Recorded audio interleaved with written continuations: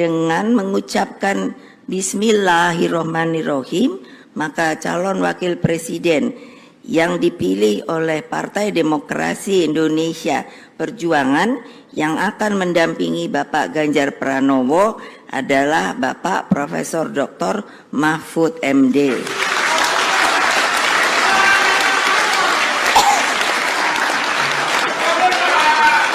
Hari ini dengan segala kerendahan hati, saya dan Pak Mahfud berdiri di hadapan Bapak Ibu saudara-saudara sekalian karena mendapatkan amanah untuk berjuang bersama rakyat sebagai calon presiden dan calon wakil presiden. Tidak banyak alasan mengapa kami menyanggupi amanah yang penuh dengan tantangan ini. Alasan kami hanya satu, karena kami ingin bekerja dengan tulus dan sepenuh hati untuk seluruh rakyat Indonesia. Kami ingin bergerak cepat sebagaimana rakyat inginkan dan tentu bersama mereka, bukan hanya untuk maju, tetapi untuk mewujudkan Indonesia unggul. Kami ingin Indonesia unggul dengan kehidupan yang sejahtera dan bermartabat bagi rakyat. Ini bukan tentang Ganjar, bukan tentang seorang Mahfud, bukan pula tentang kekuasaan, bukan sama sekali. Ini tentang seluruh rakyat Indonesia. Kita pastikan Indonesia menjadi negara yang berdaulat. Bukan saja berdaulat pada wilayah, tetapi juga berdaulat dalam bidang politik, pangan, ekonomi, sosial, dan banyak kedaulatan lain, termasuk kedaulatan digital. Kita harus dobrak kemiskinan yang masih menjerat rakyat dengan menyediakan kesempatan yang setara. Sekali lagi, setara bagi seluruh rakyat Indonesia tanpa terkecuali. Ibu Ketua Umum tadi menyampaikan kesetaraan itu perlu afirmasi untuk kelompok perempuan, untuk penyandang disabilitas, dan untuk anak-anak kita. Dan tentu saja oleh karena itu pemerintahan mendatang harus bekerja jauh lebih keras lagi. Pemerintahan mendatang harus bekerja lebih tegas lagi, khususnya dalam hal penegakan hukum dan pemberantasan korupsi. Tegas, hitam putih, benar salah, dan tidak abu-abu. Bapak, Ibu, saudara-saudara sekalian, dunia kita sedang menghadapi krisis iklim yang mengancam kehidupan kita semua. Oleh karena itu, kami bertekad bahwa semua potensi alam Indonesia harus kita manfaatkan sebesar-besarnya untuk kemakmuran rakyat, namun juga dengan tetap memastikan kelestarian alamnya untuk generasi selanjutnya. Memajukan perekonomian adalah salah satu syarat yang utama untuk harus kita miliki dan bisa kita wujudkan cita-cita di masa depan melalui pembangunan ekonomi hijau, ekonomi biru, ekonomi digital, dan inilah ekonomi baru yang kita harapkan. Hari ini akan menjadi sebuah tonggak sejarah untuk menyongsong tatanan Indonesia yang lebih adil dan diperjuangkan oleh pemimpin yang mendengarkan langsung suara rakyat, pemimpin yang mau berkeringat bersama rakyat, pemimpin yang betul-betul merasakan penderitaan rakyat. Mulai detik ini, mari bergerak bersama, mewujudkan mimpi seluruh anak bangsa, dimanapun berada, tanpa terkecuali. Ini tentu bukan perjuangan yang mudah.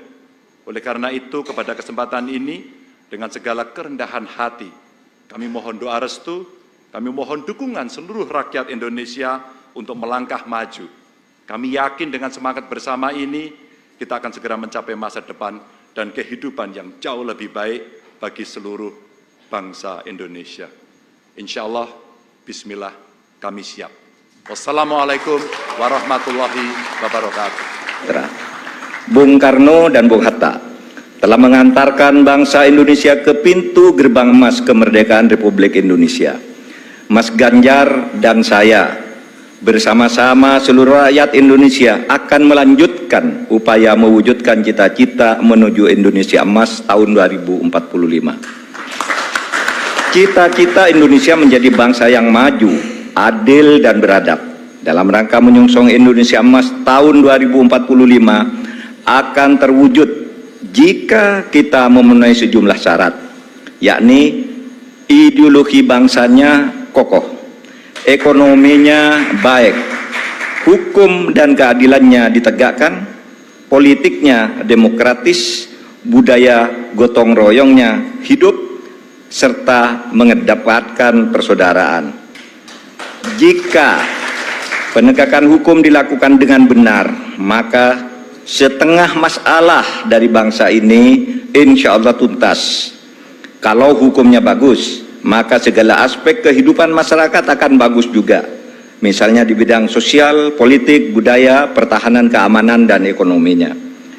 Prioritas pemberantasan korupsi, kepastian hukum, dan konsistensi dalam implementasi penegakannya, memberi jaminan bagi investasi dan pembangunan ekonomi, serta memberi perlindungan kepada masyarakat. Dalam pembangunan politik, negara kita menganut demokrasi, di mana kekuasaan berada di tangan rakyat. Dalam implementasinya, demokrasi membutuhkan nomokrasi. Demokrasi adalah kedaulatan rakyat, sedangkan nomokrasi adalah kedaulatan hukum.